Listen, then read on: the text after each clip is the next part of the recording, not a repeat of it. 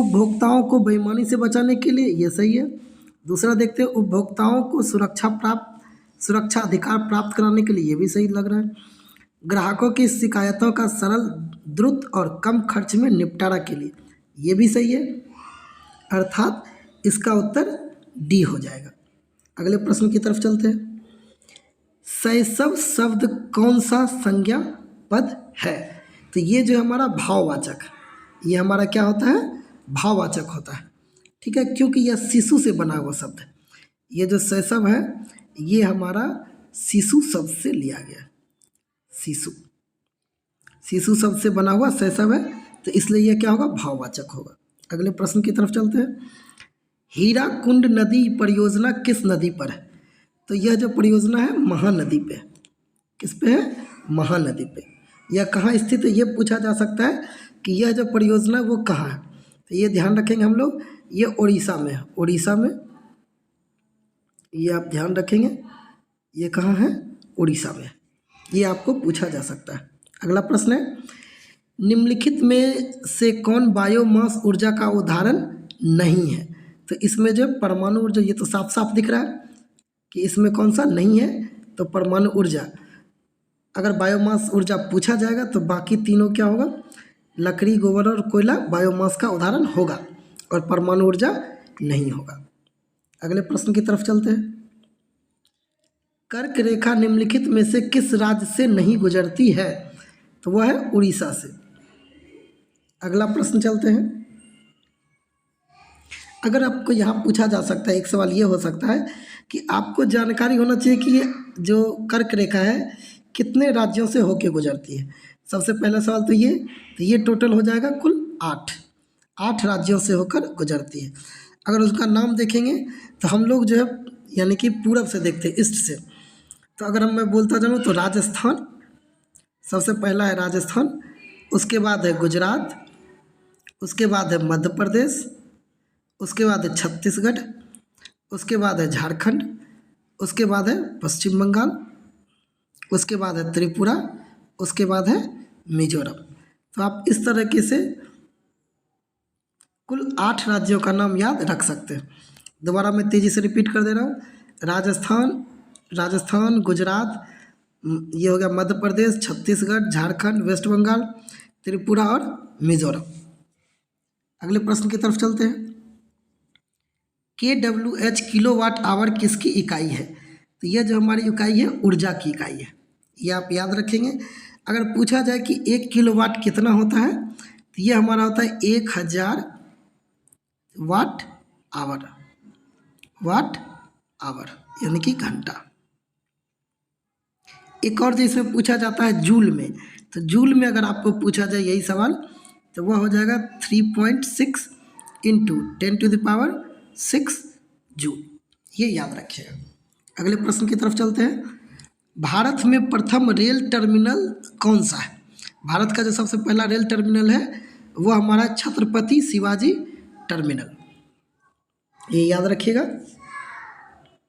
ठीक है, तो अगला प्रश्न की तरफ हम लोग चलते हैं। अब ये कभी कभी हो सकता है पूछा जाए कि ये कहाँ उपस्थित है, तो ये मुंबई में है, ये याद रखिएगा। अगला प्रश्न है, लार्वा का कुछ परिवर्तनों के जरिए वयस्क में बदलने की प्रक्रिया क्या कहलाती है? तो यह कहलाती है कायांतरण। यह क्या कहलाती है? कायांतरण।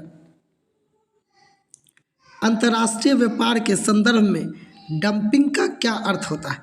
तो डंपिंग का जो अर्थ होता है वो हो जाएगा सी, यानी कि उत्पादन की वास्तविक लागत से कम या उसके घरेलू बाजार के मूल्य के नीचे की कीमतों पर निर्यात करना। अगला प्रश्न है कि बौद्ध धर्म के संस्थापक कौन थे? तो बौद्ध धर्म के संस्थापक सबको पता होना चाहिए, गौतम बुद्ध थे। अब प्रश्न है कि Mala looks pretty, give the correct antonyms of the word pretty. Pretty word का हमें क्या देना है? एनोनिम्स बताना है। तो एनोनिम्स मीन्स होता है उल्टा शब्द। तो उल्टा शब्द जो होगा, और प्रीटी मीन्स होता है सुंदर या अच्छा दिखना, सुंदर या फिर अच्छा दिखना। तो इसके लिए उत्तर क्या हो जाएगा? अगली। अगला प्रश्न है, भ्रष्टाचार को नियंत्रित करने के लिए भारत सरकार का कौन सा संगठन है? तो वो है केंद्रीय सतर्कता आयोग। ये जो है इसका उत्तर हो जाएगा। अगले प्रश्न की तरफ चलते हैं। परमाणु ऊर्जा प्राप्त करने के लिए निम्न में से किसका प्रयोग किया जाता है? तो वो है यूरेनियम का। ये भी आसान सवाल एक था, लेकिन ये सब सवाल रिपीट होते हैं। अगला प्रश्न है, वनों के वितरण को दिखाने वाला मानचित्र कौन सा है? तो उसका उत्तर हो जाएगा भौतिक। तो ये सब थोड़ा टफ और अच्छा सवाल है। अगला प्रश्न है, आर्यभट्ट एक महान डैश थे? तो खगोल शास्त्री और गणितज्ञ दोनों थे, तो ये याद रखिएगा। अगला प्रश्न गणित का है कि यदि m/2 - 2 = 6 तो m का मान क्या होगा? तो ये अच्छा और आसान सा सवाल हो सकता है। तो m - 2 = 6, तो यहाँ से हो जाएगा m/2 = 6 + 2, तो हो जाएगा m/2 = 8, तो m = हो जाएगा 8 × 2 = 16, तो उत्तर हो जाएगा डी। तो ये भी अच्छा सवाल है एक। अब कहा जा रहा है अधिकरण कारक के चिन्ह हैं। तो अधिकरण कारक के जो चिन्ह होते हैं, अब जब देखेंगे तो वो हो जाएगा में, पर, में, पे और पर। अगला प्रश्न है कि यदि किसी तत्व की परमाणु संख्या 16 और द्रव्यमान संख्या 32 है तो न्यूट्रॉनों की संख्या कितनी होगी? तो देखिए, इस सवाल को बनाने के लिए हम लोग क्या करेंगे, सबसे पहले जानेंगे कि जो द्रव्यमान संख्या होता है,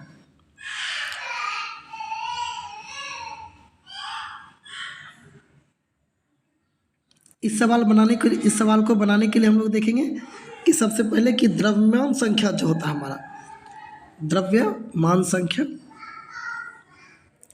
वो होता है हमारा क्या, प्रोटॉन की संख्या प्लस न्यूट्रॉन की संख्या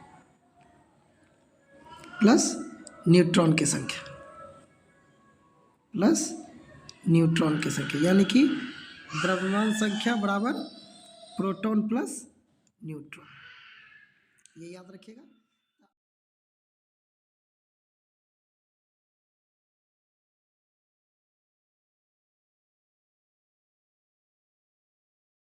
आप देखेंगे कि यहाँ पे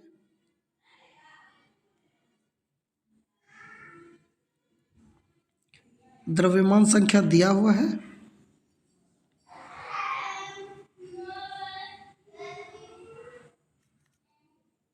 तो द्रव्यमान संख्या दिया हुआ है, यानी कि आप देखेंगे तो द्रव्यमान एटॉमिक मास इक्वल्स टू होता है प्रोटॉन प्लस न्यूट्रॉन। तो यहाँ पे द्रव्यमान संख्या 32 दिया हुआ है, बराबर हो जाएगा हमारा परमाणु संख्या दिया हुआ है, ठीक है। तो परमाणु संख्या तो 16 प्रोटॉन दिया हुआ है प्लस न्यूट्रॉन हमें निकालना है, तो यहाँ से हो जाएगा न्यूट्रॉन इक्वल्स टू 32 - 16 = 16, तो उत्तर हो जाएगा मेरा सी। बहुत ही अच्छा सवाल है। अगला प्रश्न है fill in the blanks, he travels dash car? तो यहाँ पे हो जाएगा क्या, बाय कार, यानी कि ही ट्रेवल्स बाय कार। अगला प्रश्न है निम्न में से कौन सा शून्य को नहीं दर्शाता है? तो देखिए सबसे ऊपर वाला देखते हैं, तो 2/0 जो होता है वो मेरा इन्फिनिटी हो जाएगा। अगला भी चेक कर लेते, 1 × 0 है तो ये 0 होगा। अगला है 0 × 0 0 होगा। ये है 10 - 10 0/2, ये भी क्या हो जाएगा, 0 हो जाएगा, तो उत्तर मेरा ये हो जाएगा।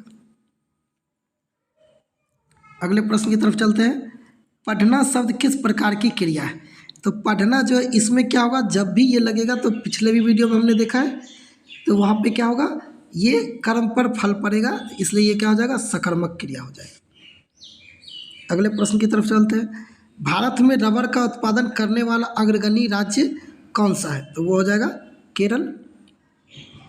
अगला प्रश्न है परमाणु के केंद्र के चारों ओर इलेक्ट्रॉन बिना ऊर्जा खोए वृत्ताकार पथ पर घूमता है, यह किसने बताया था, या यह किसका नियम है? तो ये बोर्स का नियम है, तो इसको बोहर लिखा हुआ है, बोहर मत समझिएगा, स्पेलिंग क्या होता है BOHR, इसलिए हिंदी में इसको बोहर लिखा हुआ है।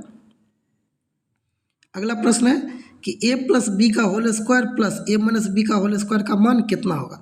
तो जब हम इस दोनों को ब्रेक करेंगे तो देखिए ये हो जाएगा a square plus b square plus 2ab, और जब इसको ब्रेक करेंगे तो ये हो जाएगा a square plus b square minus 2ab। ये 2ab और 2ab कट जाएगा तो बचेगा 2a, देखिए 2a स्क्वायर और a स्क्वायर, तो 2a स्क्वायर, उसी तरीके से हो जाएगा 2b स्क्वायर, तो यही उत्तर हो जाएगा। तो देखिए ऐसा उत्तर कौन सा है, वो है सी। ये हमारा सी हो जाएगा, क्यों, यहाँ से 2 कॉमन लेंगे तो ये हो जाएगा a square plus b square, ये याद रखिएगा। अगला प्रश्न की तरफ चलते हैं। कह रहे समीकरण v equals to u plus a t हमें क्या जानकारी देता है। तो ये जानकारी देता है कि वेग समय का एक फंक्शन है, यानी कि हमें क्या पता चलता है, वेलोसिटी जो है वो टाइम का फंक्शन है। अगले प्रश्न की तरफ चलते हैं। इसका उत्तर बी हुआ, याद रखिएगा। अगले प्रश्न की तरफ चलते हैं। राजनीति कभी धर्म से अलग नहीं हो सकता है, यह किसने कहा था। तो ये महात्मा गांधी जी ने कहा था। लोकतंत्र का सबसे बुनियादी परिणाम क्या है। लोकतंत्र का सबसे बुनियादी परिणाम है नागरिकों के प्रति जवाबदेही। ये क्या होता है, नागरिकों के प्रति जवाबदेही। अगला प्रश्न है भारतीय अर्थव्यवस्था में परिवहन का सर्व प्रमुख साधन कौन सा है। तो हम लोग जानते हैं क्या है हमारा राजमार्ग, यानी कि जो रोडवे है। पयोधी शब्द निम्न में से किसका पर्यायवाची शब्द है। तो पयोधी मीन्स होता है नदी, समुद्र, तो यहाँ पे हमारा क्या हो जाएगा, बी आंसर हो जाएगा। निम्न में से सही कथन को चुनिए, या सही कथन कौन सा ये बताना है। तो इसमें देखिएगा तेल पानी में मिल जाता है, तो नहीं, ये गलत है। स्टोन पानी में घुलनशील है, तो ये भी गलत है। पत्थर पारदर्शी और कांच अपारदर्शी है, ये भी गलत है। चीनी पानी में घुलनशील है, ये सही है। तो ये बहुत ही आसान सवाल लग रहा है, होना चाहिए। तो आज के 30 प्रश्न को यहीं पे रोकते हैं। अगले प्रश्नों के लिए हम लोग मिलेंगे कल फिर शाम 5 बजे। तब तक के लिए धन्यवाद। स्वस्थ रहिए, मस्त रहिए और ऐसे ही पढ़ते रहिए।